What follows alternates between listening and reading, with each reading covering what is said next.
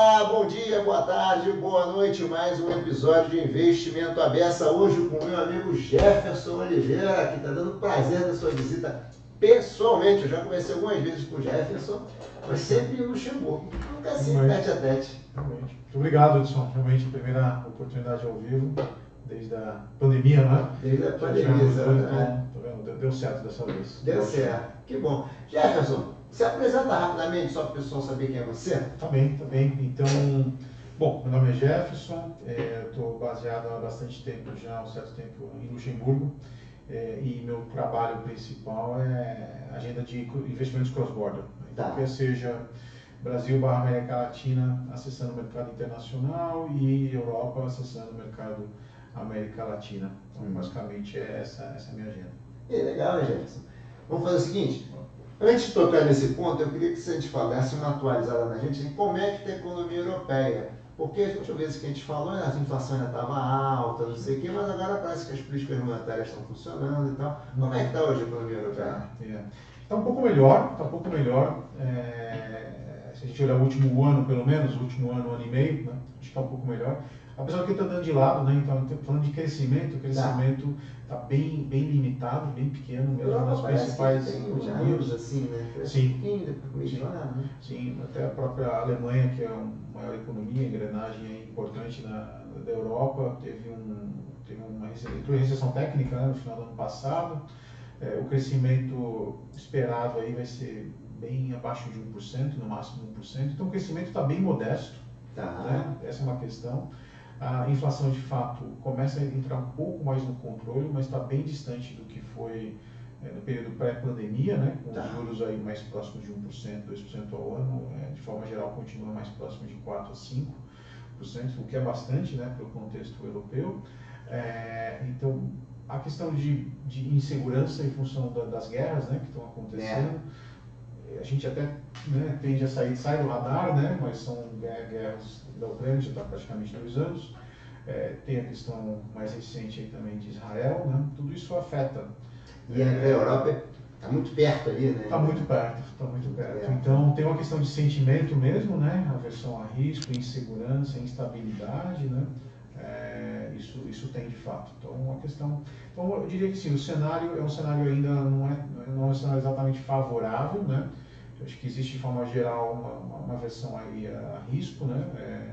Na Europa, mas ao mesmo tempo, acho que as oportunidades de investimento na Europa nesse momento não são necessariamente as únicas exclusivas, né? Que acho que o mercado dos investidores estão buscando. Então, eles estão olhando, acho que para outros cenários, outros mercados, né? Isso eu acho que é um tema interessante. Né? Isso então aproveita para puxar um gancho aí. Luxemburgo é um hub, né? Sim. E às vezes eu falo com meus alunos, algumas pessoas, como é que é um hub Luxemburgo? O que diferencia? Porque o Luxemburgo tem acho que é a segunda maior indústria de fundos do mundo, né? Exatamente, a segunda maior indústria de fundos do mundo, tá com aproximadamente 5,6 trilhões de euros, né, sob gestão, né, de forma geral. Para um país que tem 600 mil habitantes, né, é bastante. Né?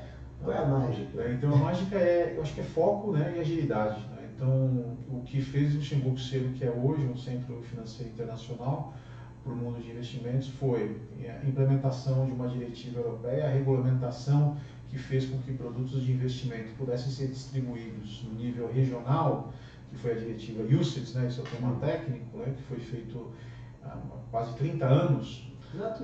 30 anos que essa diretiva UCITS já está em vigor. Né? E as diretivas na Europa, a regulamentação, ela é discutida e implementada no nível europeu. Então, todos os países, 27 países, têm que aceitar, né, o modelo framework regulatório. A partir do momento que o framework regulatório ele é aprovado, cabe a cada um dos países implementar no tempo que eles acharem apropriado.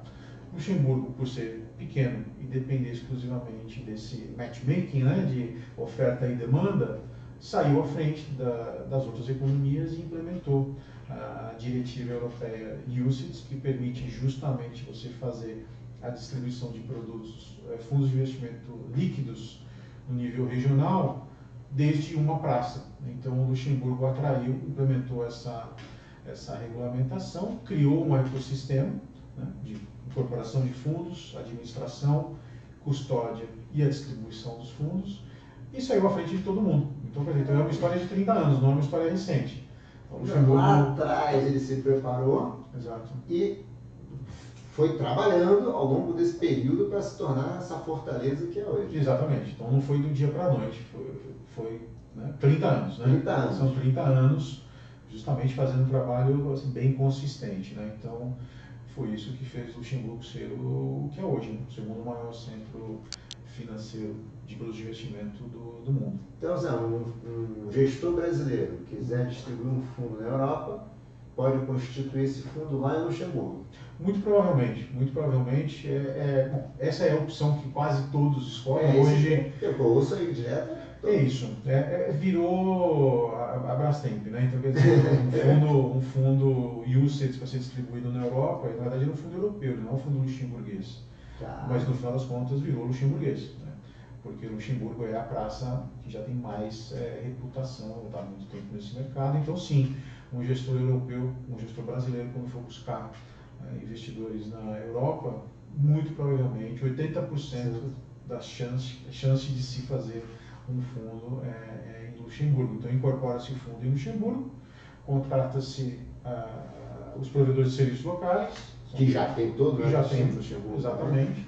Então, incorpora, a partir dali, conecta-se o fundo, né, para distribuição nos países que forem selecionados. Cabe ao gestor definir em quais países ele quer fazer o marketing, né, do fundo. Então, o marketing ele pode ser feito, marketing e venda do fundo ele pode ser feito no país, desde que seja registrado também. O processo é automático. Né? Está no país. Dentro do país. Da oferta vai ser Exatamente, feita. exatamente. Então, o fundo é incorporado em Luxemburgo, ok? Você quer fazer o marketing e venda dele na Alemanha e na França, Luxemburgo vai fazer a notificação para o regulador na Alemanha, notificação para o regulador na França, que esse fundo está disponível para marketing e para venda, né, nesses dois mercados. E tudo meio que plugou. Tudo plugou. Hoje em dia, até uns 10 anos atrás ainda tinha fax, né? Mas hoje não mais, né? Então sim, hoje eu diria que é bem automático. Né? Bem automático. É bem automatizado esse processo de incorporação e distribuir, né? E registro e distribuição do fundo, né, no mercado europeu. Tá. Me conta uma coisa, brasileiro, quando eu falo brasileiro, tanto gestor de fundos quanto quem quer acessar, vender algum outro produto, seja um bond, alguma coisa. O que você tem visto de brasileiro? O brasileiro está indo mais para fora ou não? Acho que sim, acho que é uma tendência não só do Brasil, né, mas uma tendência de diversificação internacional do investidor doméstico. Vou pegar a América Latina, que eu conheço bem a região, né? O brasileiro, o chileno, mexicano, colombiano, todos esses investidores, especialmente os privados, eles estão num movimento de alocação internacional assim, maior ao longo dos anos. Né? É uma coisa que vem crescendo quase que continuamente. Quase que continuamente. Né? E a razão, né, para isso acaba sendo muito parecida dentre as economias da América Latina, né, que não é necessariamente a diversificação ela vem como uma consequência, mas é a proteção.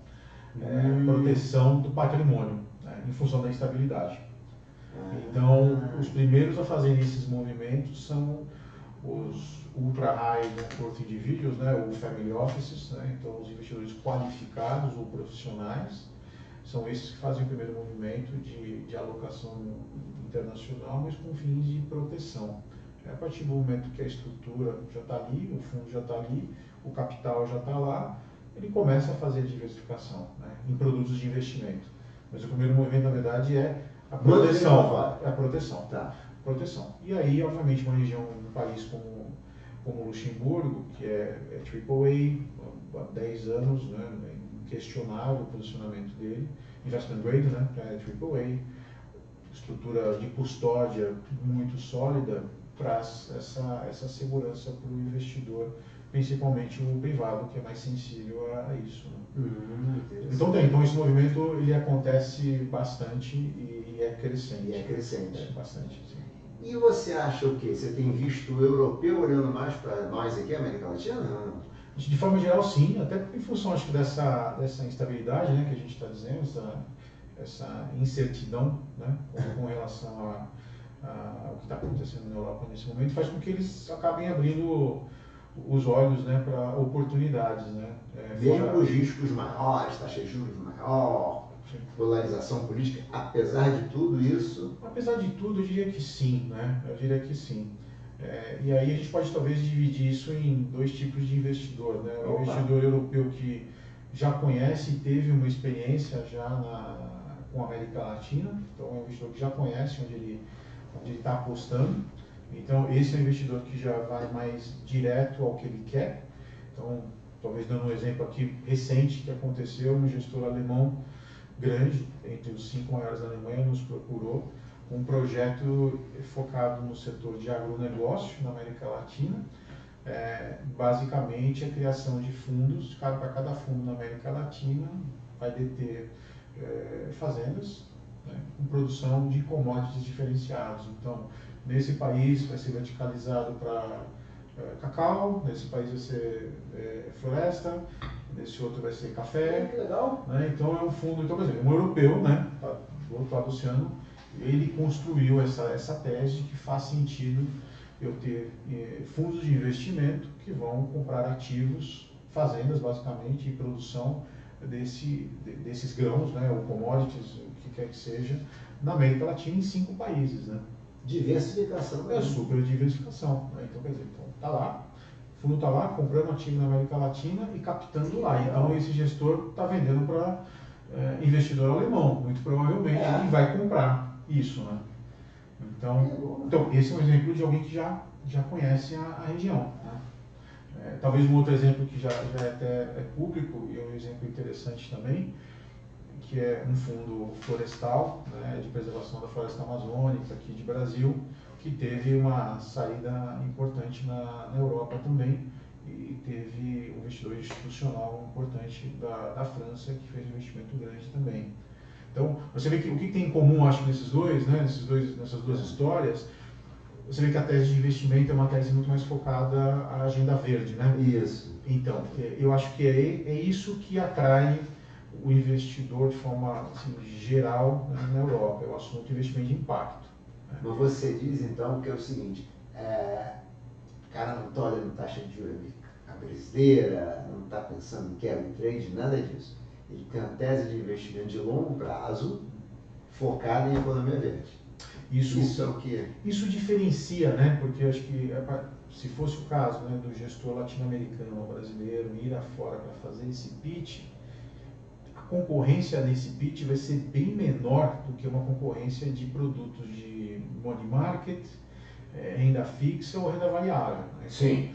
Então, quer dizer, eu sou um gestor, a hora que eu chegar lá, a tese de investimento de renda variável, small caps, emergente. O investidor do lado de lá fala assim, ok, eu consigo comparar você, né? Brasil com México, com Grécia, que acabou de ter um grau de investimento, com Indonésia, com Índia. Então é muito comparável. E aí a competição acaba sendo, acho que, um pouco mais difícil. Por outro lado, acho que são poucos gestores que vão ter uma floresta, né, como um ativo. Né? Exatamente. Ou vão ter uma especialização em produtos de agro, né, também. Né? Então, por isso que eu acho que faz sentido mesmo essa lógica que o investidor europeu tem então, acho que em receber mais rápido essa proposta de investimento de impacto da América Latina versus, só a título de exemplo, né, um fundo de equities. Porque, sim, também vai. No Brasil, pelo menos a Bolsa, com a volatilidade que tem também, né, os retornos não é das mais animadoras também, né? Então, acho que tem um pouco disso também, né? Mas acho que tem investidor para tudo, né? O mercado europeu ali é um mercado de aproximadamente 17 trilhões de euros, né? Então é bastante coisa, né? São 45, 50 mil fundos, né, à disposição. Então tem investidor, eu acho que é sempre para tudo. É um movimento de investidores institucionais investindo em FIPs, né? Investidor institucional estrangeiro investindo em FIP brasileiro é muito grande, né? É mesmo, né? É muito grande. muito grande. Se eu não me engano, acho que... A tese de empresa emergente, aquelas coisas, ou não? Eles conhecem um pouco, né, do macro, né, o macroeconômico do país e investem em empresas exatamente com potencial de crescimento no curto prazo, né? Então, isso é relevante? Isso é relevante. Olha só, não sabia. Isso é relevante. Isso é bem relevante. Para eu não errar aqui, eu vou arredondar para baixo, mas eu acho que perto de 45% do volume de total de ativos de FIP no Brasil é oriundo de investidor internacional. Com essa pegada? Com essa pegada. Olha só que coisa interessante. Então tem mercado, tem investidor para tudo. Para tudo. Tem bolso para tudo. Tem bolso para tudo. Tem bolso para tudo, né? Me fala uma coisa, pegando aqui nesse ponto, ESG, a gente tem ouvido que algumas instituições têm dado um passinho para trás, né? Não é dizer, não quero, não acredito mais, não é isso. É assim, vou andar mais devagar. Como é que você está vendo esse movimento lá na Europa? Eu acho que na Europa o movimento é um movimento também de adequação ainda. Da né? adequação, bom. Acho que é um movimento de adequação. Apesar dessa onda, né?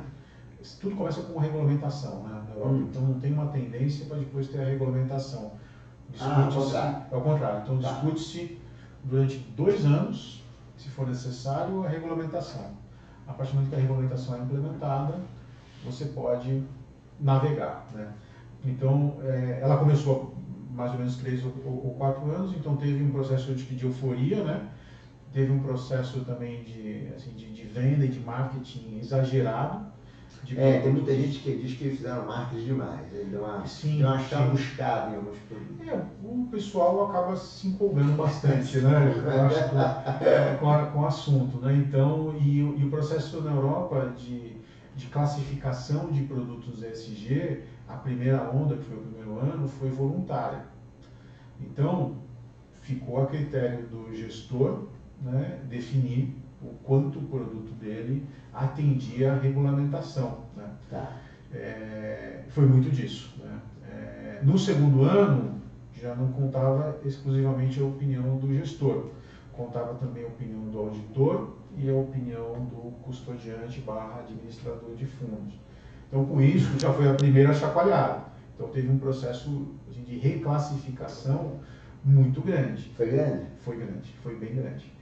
E agora, acho que a gente já está no 3º ou 4º ano, né, na Europa, esse processo está ficando, obviamente, muito mais estrito, né? Então, existe uma grande preocupação, sim, por parte dos gestores de atender de forma completa a regulamentação, né?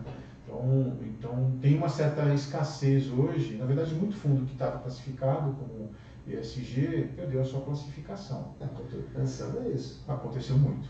Ele deixou de ser, ele nunca foi. Ele nunca foi. Né? Exatamente.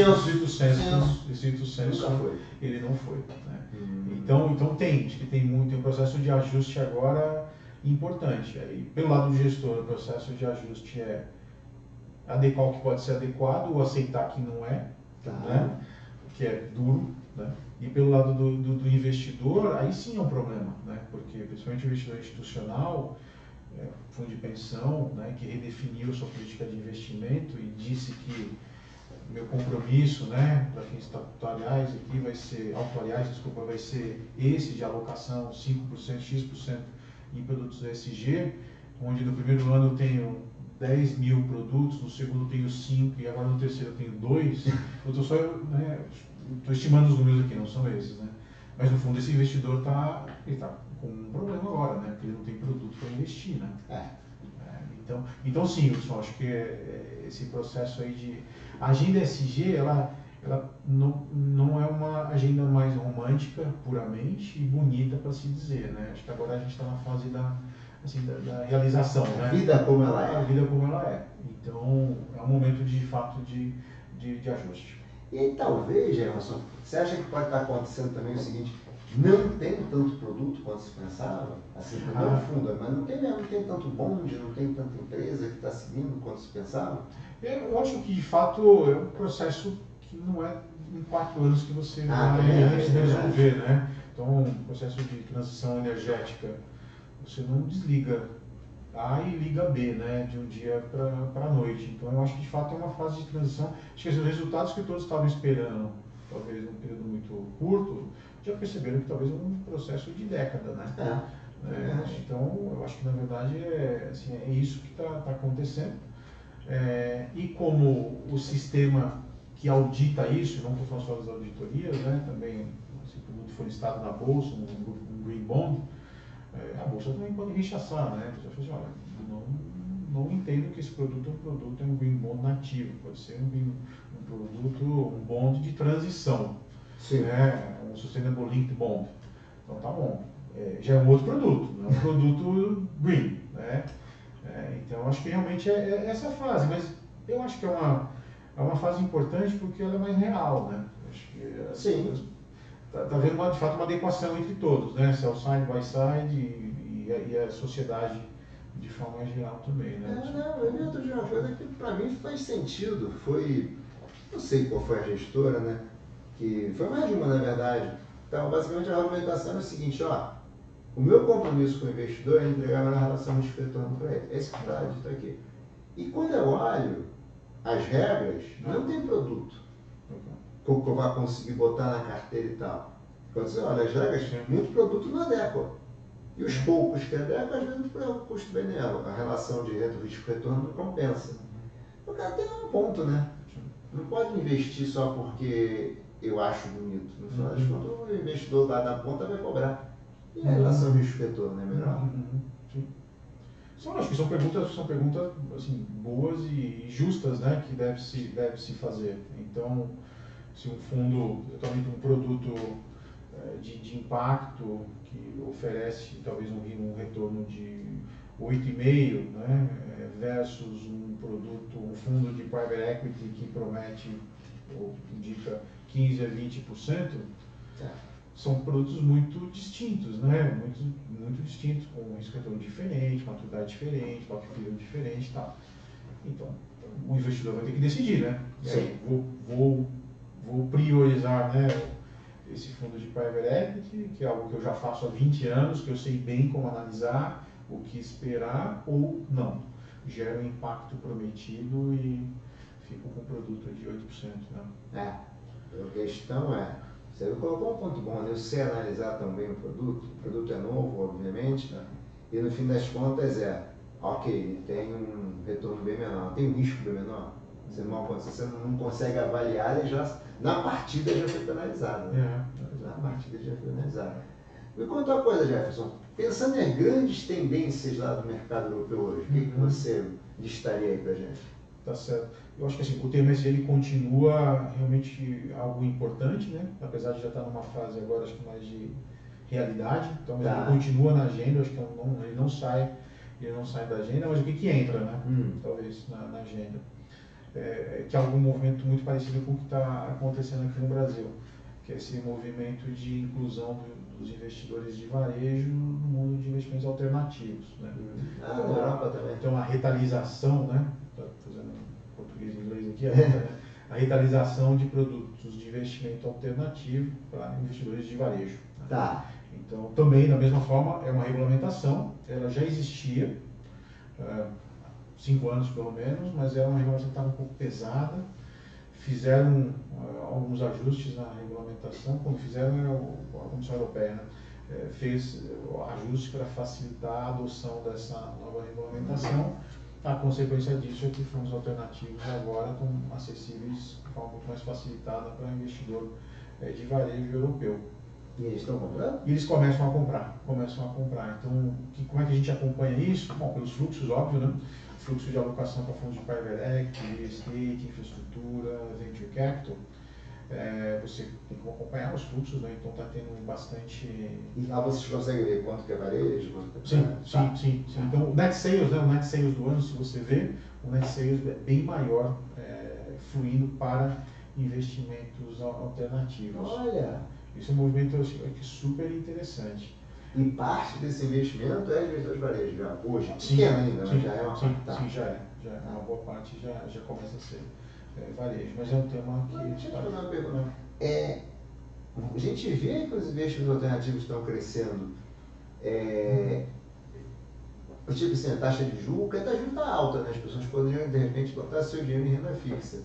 Mas esse já é um movimento que as pessoas já vêm há um tempo, assim. A legislação chegou agora meio que já era um clamor popular. A legislação chegou e as pessoas começaram a entrar. Já estavam batendo na porta, mas a legislação não estava permitindo, foi isso mais ou menos? Eu acho que foi um pouco disso também, né? O fluxo até o ano passado, retrasado, de investimentos alternativos, ele vinha de forma mais preponderante mesmo de investidores institucionais, que obviamente já conheciam esse mercado, né? Mas o investidor de varejo, de fato, começou a bater na porta, né? E demandar mais, né? A entrada desses produtos na grade, né? Das casas que fazem a distribuição, né? Tá. Então, de fato, acho que o que aconteceu houve um certo clamor aí, né? Clamor popular, eu Exato. quero investir em fundo alternativo.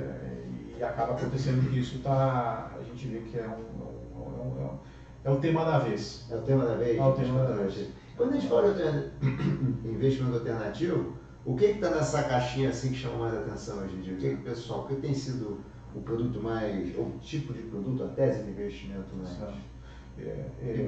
Private equity e investimentos de infraestrutura. Né? Infra também. Então, private equity e infraestrutura, acho que são os dois aí que são bem pioneiros, estão bem à frente, né, da demanda, seguidos aí por fundos de real estate, né, e eventualmente venture capital. Venture capital é um jogo um pouco bem diferente, né?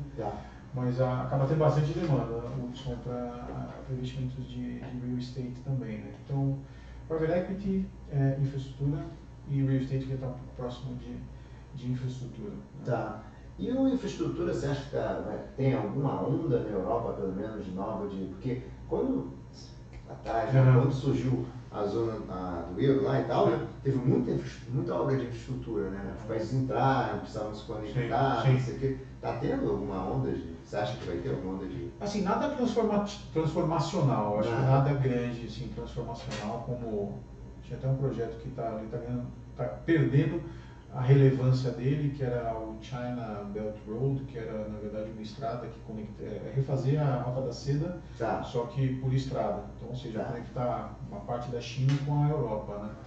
Era um projeto trilionário, né? Que não é fácil, né? Você construir uma estrada conectando, sei lá, Holanda até próximo a Beijing, né? Não é algo Então, projetos estruturais, né, de infraestrutura são poucos.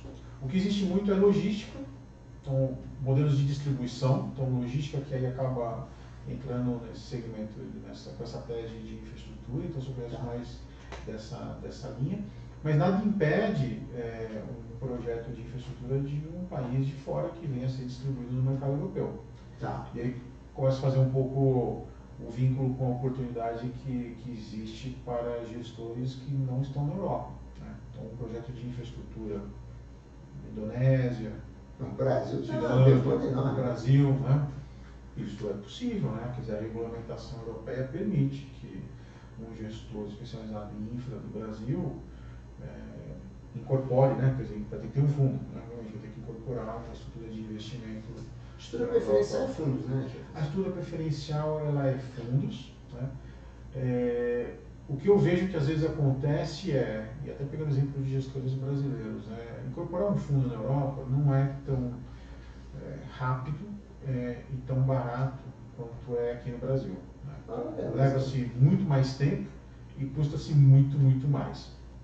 Mas muito mais. Né? Então é um salto importante. Tá? Então, você vai ter que pensar no investimento ali, o teu capex vai ser alto, né, para esse projeto. Né? Porém, existem estruturas que antecedem o fundo, são estruturas de investimento coletivas também, que não são reguladas. São contratos. É um contrato de investimento entre o gestor e o investidor. Mas que também está governado por uma lei, né? Uma lei, que nesse caso o Luxemburgo ou outros lugares. Então alguns gestores eles acabam optando por um primeiro movimento usando uma estrutura de investimento não regulado, que é um contrato. Né? O tempo de implementação é muito mais rápido, o custo de entrada é muito mais baixo ele não é regulado. Então, qual que é a consequência disso? Então, o investidor que está investindo nessa estrutura, ele está comprando, na verdade, a governança daquele gestor no Brasil. Sim. Então, qual que é a moral da história? Provavelmente esse investidor já conhece ou acredita nesse gestor brasileiro. Só que, ao invés do gestor brasileiro ter que fazer um movimento muito forte, né, econômico, ele vai nesse primeiro passo, conquista o primeiro investidor, esse primeiro investidor investe 100 milhões de euros, né, nessa estrutura. A partir do momento que a estrutura está de pé, esse gestor brasileiro pode fazer a migração dessa estrutura para uma estrutura de fundo regulado. Né? Joga o ativo para dentro. Joga o ativo para dentro. E aí, a partir daí, ele já nasce com um fundo, um investidor âncora, com um track record de 3, 5 anos, e já pode buscar mais. Tá. Buscar mais captação, né? Interessante. Esse é um movimento que são poucos gestores que acho que eles param para talvez analisar essa possibilidade. O ótimo inimigo do bom, né? De forma generalizada, né? Então, para que começar diretamente com o fundo, né? Você pode começar com... Se a tua tese é boa e se você transmite confiança, você não precisa de um fundo. Sim. Imediatamente. Não, você pode fazer o que você falou, você começa menorzinho, Exato. cria musculatura, incorpora no fundo, que aí já tem mais custo, não sei o quê. Exato. Tem a governança mais alta, a transparência maior, ok, tem um custo. Exato. E tem um custo, né? Exatamente. Outras tendências, Jefferson. Falamos de alternativo, muita infraestrutura. O que mais você acha? Acho que, bom, tem esse movimento também a gente falou lá no início, né? Mas um movimento de investimento de impacto, né? Quando você fala impacto, ele está falando verde, Impacto verde, social, ambiental e social. Social, né? Acho que tá. ambiental e social. Social tem também, né? Social tem. Tem tese, tem texto, só que tem bicho. Então, diga assim, cross-border, né? Não, no cross-border é mais tangível o investimento de impacto ambiental. Tá. É tangível porque a pessoa vê de forma imediata o que está acontecendo. No social é um projeto de médio e longo prazo, né? E eu acho que tem que ser perseguido também, né? Mas olhando o que salta aos olhos de forma mais rápida, né? É o impacto de investimento de impacto ambiental, de fato. Tá. Isso é algo que assim, preocupa e interessa, acho que qualquer investidor institucional europeu. Não é dizer que o ESG deixou de ser uma boa tese, né? Ou que a questão que você falou é uma adequação, né? É uma adequação. E nesse bojo aí que a gente está falando de investimento de impacto ambiental, também existe o caminho de investimento em estruturas não necessariamente reguladas. Então você pode fazer também um investidor brasileiro que tem uma tese muito bem organizada, super bem fundamentada, não organizada, é fundamentada. Esse gestor pode fazer acesso ao mercado europeu através de uma estrutura de investimento coletivo não regulada. Tipo... Como... Isso é uma sopa de letras, tá? Mas, na verdade, é sopa de letras, mas é parecido com uma sociedade por comandita simples. Tá. Então, é uma sociedade, é um contrato, você vai lá, registra, o notário vai dar o de acordo, esse contrato, provavelmente é vinculante, né? Você define quais são os seus prestadores de serviço, você define, mais importante, o que é a tese de investimento, quais são as métricas, é uma empresa, é um contrato. Esse contrato, essa empresa, ela vai ter a contabilidade dela ali semestral ou anual, então ela só não é supervisionada diretamente pelo regulador. Tá. Então, quer dizer, esse é um caminho, né? Acho que esse é um caminho para fazer com que essa tese de investimento de impacto ambiental possa ser disponibilizada de forma mais rápida, né? Tá. Mas esse é um tema importante, Hudson, eu acho. Do ESG também. Do ESG, ele continua sendo, sim. Hoje, ainda falando de ESG, você vê lá essa mesma discussão que a gente já viu, BlackRock, JP Morgan, tipo, vamos tirar um pouco o pé do acelerador. As gestoras europeias também estão nesse time? Eu acho que eu diria que é um momento de reflexão, né? Principalmente as grandes, todas são grandes. As globais, as top 10, top 20, né? Elas estão num momento importante de reflexão, poxa, o que eu faço com isso agora? Quer dizer, eu continuo apostando no segmento de ESG, de onde eu imaginava que viria o crescimento rápido, né? que não vem necessariamente dessa forma, ou que eu não estou totalmente preparado para capturar todo o crescimento que eu queria com a infraestrutura que eu tenho, então, ou seja, eu não estou preparado, né? Então esse é um caminho. Volto, ou outro caminho, não, volto ao que é o meu core, e por causa da BlackRock, movimento para investimento passivos, né? Fazer investimento em gestão passiva, isso ganhou uma certa, teve um rebound agora na Europa também, então quer dizer, fomentando o que o gestor é bom, mas sabendo que também tem uma demanda do lado do investidor. Agora, e o terceiro movimento que essas casas globais também estão lançando na Europa é consolidação, né, Wilson? Então a questão de consolidação, a agenda de consolidação, M&A, né, é uma agenda que ela voltou a ser bem prioritária, né, principalmente para essas casas que já têm uma plataforma global, e acho que o crescimento, né, que as alavancas de crescimento que eles tinham planejado não estão necessariamente gerando o crescimento esperado, então se você não tem isso, você tem que comprar no mercado, né? Então o movimento de M&A ele acelerou bastante também, né, nesse último ano e meio. Né? Então a gente tem visto casas europeias comprando outras casas europeias, geralmente não é no segmento médio, geralmente. Geralmente casas especializadas, exatamente, segmento médio, né? O tamanho médio para o contexto europeu de um gestor são casas entre 10 bilhões e 30 bilhões de euros. Então, são casas consideradas médias, né? E normalmente são casas especializadas também, então, em algum nicho, algum nicho ou alguma tese. Então houve um movimento tanto na frente de gestão, como na frente de administração de fundos, né? O asset servicing. Asset servicing também.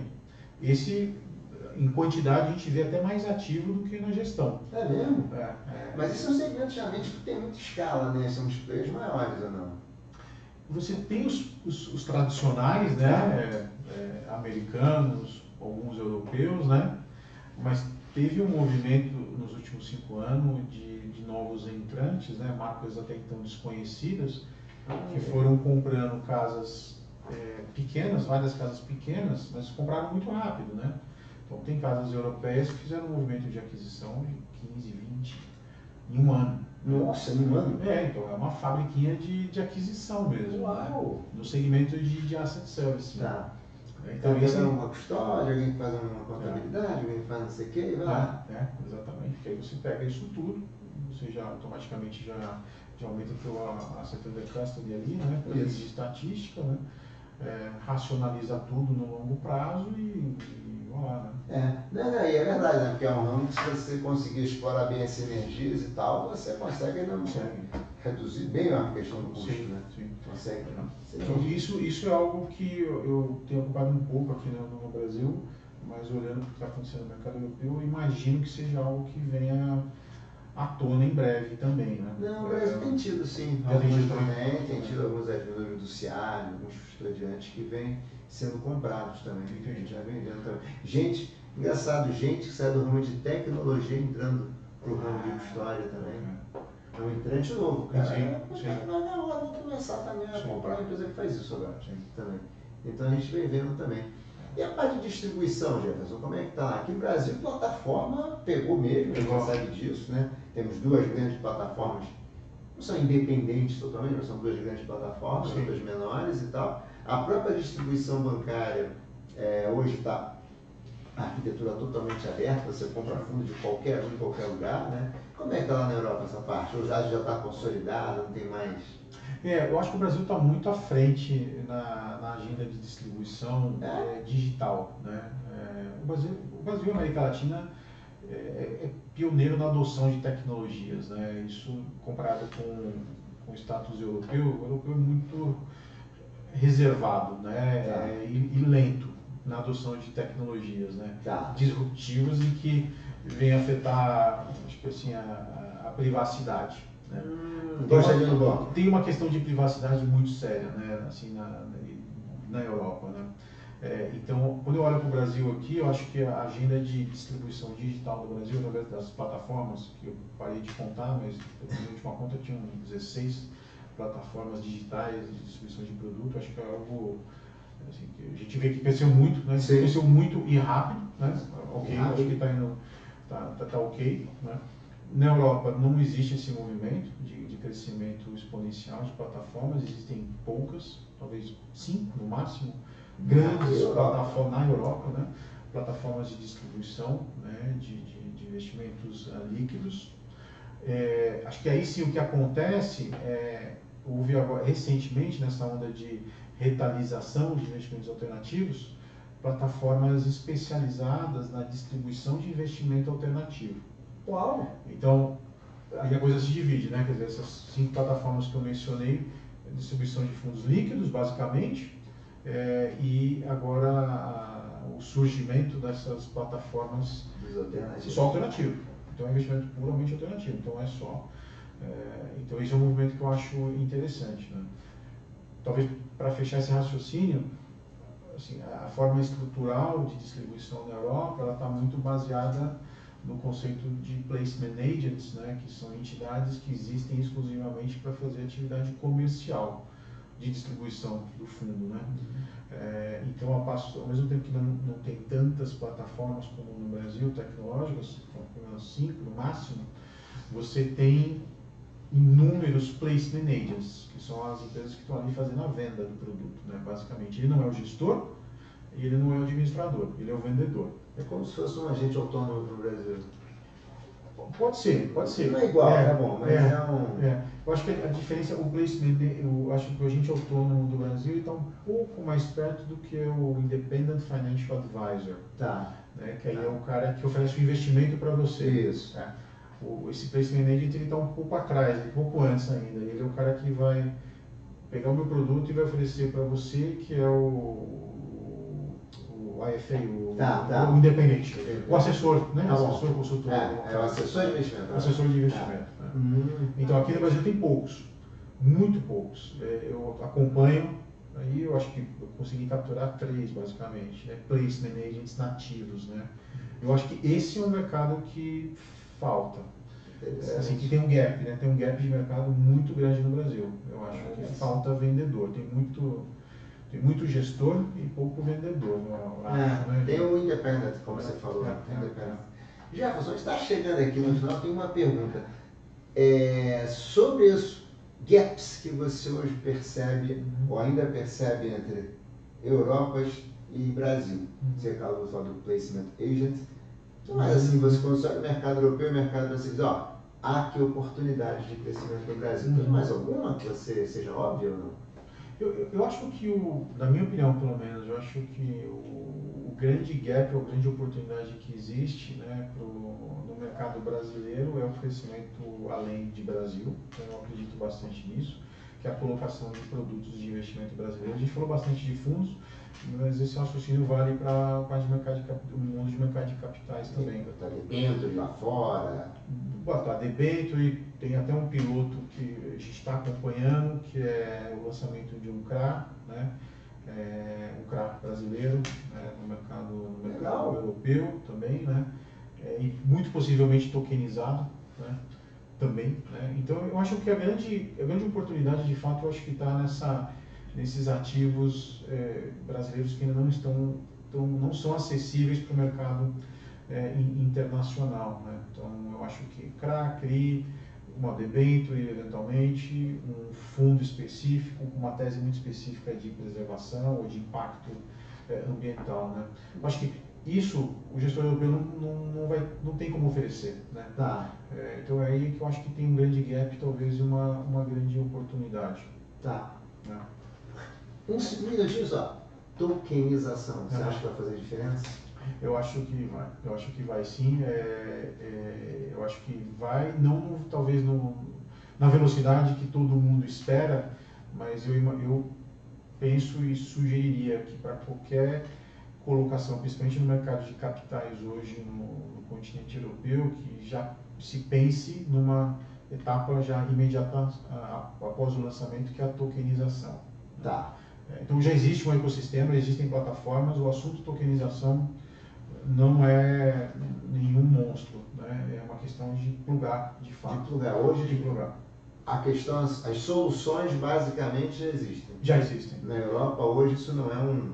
Não, também não é. Assim como acho que aqui no Brasil também é um que não é. Então, eu acho que tem que olhar para o investidor digital. Acho que é isso. Então, todo mundo olha para o investidor institucional, o tamanho do bolso do fundo de pensão, olha para os family offices. Eu acho que tem que olhar também para o investidor digital na Europa, que tem ganhado bastante relevância. Então, a tokenização é um ponto bom.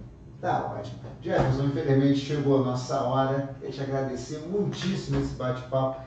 Tá com uma agenda corridíssima aqui no Brasil. Deu um jeitinho de vir aqui conversar comigo. Super obrigado, Jefferson. Obrigado a você. Já foi um prazer e foi muito bom fazer isso ao vivo. Tá certo. Grande abraço. Obrigado. Obrigado, Edson. Valeu, gente. O Investimentos Abertos acabando mais um aqui com meu amigo Jefferson Oliveira. Abraço. Tchau, tchau.